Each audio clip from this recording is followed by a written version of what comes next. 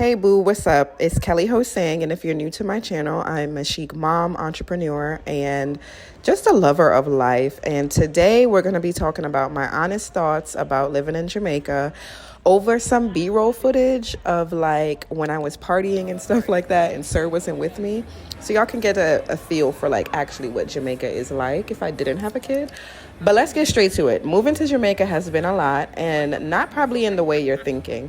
I didn't move here for the beaches or a slow, peaceful life. I came here because honestly, the way the American economy is set up is giving you will own nothing and still be broke.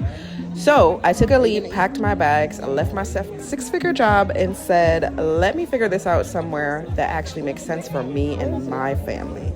But let me tell you, this has been a journey. It's been an unexpected mix of wow, I'm really doing it, and wow, I feel like a complete loser. When I decided to leave my job, it wasn't because I hated the work. It's honestly because they wouldn't give me a remote role, and I was tired of living in Atlanta. Like, if you guys don't already know, I actually moved here in 2023, in August of 2023. But that's another story time for another day.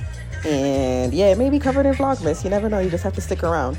But yeah, it was really because they wouldn't give me a remote role. And I love having a consistent paycheck and the comfort of knowing where my next meal was coming from. But even though I love the travel perks and everything under the sun about corporate, like a little birdie just told me it's time to go out on your own. It's time to build style connoisseur marketing. Stop leaving her on the sidelines. You know, you even went and started a whole new business, a clothing boutique that flopped. Girl, no, you are the marketing girl. You're the marketing queen. Let's stick to that and continue to get paid off of Wi-Fi. Who needs corporate America? So I thought. Nah, I'm kidding. But being an entrepreneur in the U.S., I already knew was going to be a different type of stress, especially when you're trying to buy a house or just even grow generational wealth. So I did the girl math on my own. Lower cost of living, check. Easier real estate opportunities, check. A chance to rebuild without the weight of 1,000 expectations, double check. Jamaica seemed just like the perfect move. Plus, let's be real, I wasn't ready to downgrade my lifestyle just yet. Girl, I was just coming out of the trenches of postpartum. Like, no, I'm not finna give up my spa days. So, geo-arbitrage was the next best step.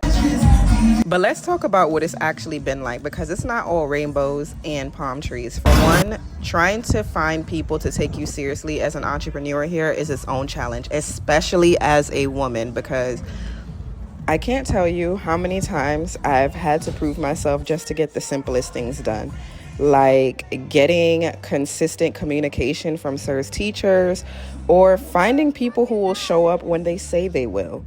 And then there's the mindset shift. In America, people ask you, what do you do here? Here, they don't care about your LinkedIn profile or your accolades, honey. Save it for somebody who does care. It's more about who you are as a person and what kind of energy do you bring to the table. And while I respect that, I can't lie. There has been the days where I feel like I'm invisible. Like, does anything that I'm doing like even matter? And starting over is hard. That part hasn't changed. But here's the twist. Being away from family and friends, I thought that was going to break me. But turns out it's been kind of freeing. Now, don't get me wrong. I love my family and friends. But being here away from everyone's opinions, expectations have just given me the space to just be. I've realized how much of my identity back home was tied to what I did or who I knew. Here, nobody cares about your damn highlight reel. They just care about whether you're real, period. I will say, though, there's definitely an element of privilege at play. I mean, I am American, and while that comes with its own baggage, it also has advantages. So yeah, I haven't really missed people like I thought I would. And I know that sounds bad to say, but it's the truth, and this is my truth. So even with the struggles, there's still something about Jamaica that's forcing me to level up. I've had to get creative, be more patient, and learn how to navigate systems that work differently from what I'm used to.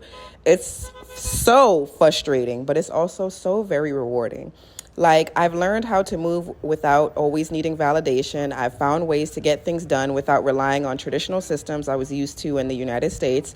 And for the first time in a long time, I feel like I'm building a life that's truly mine.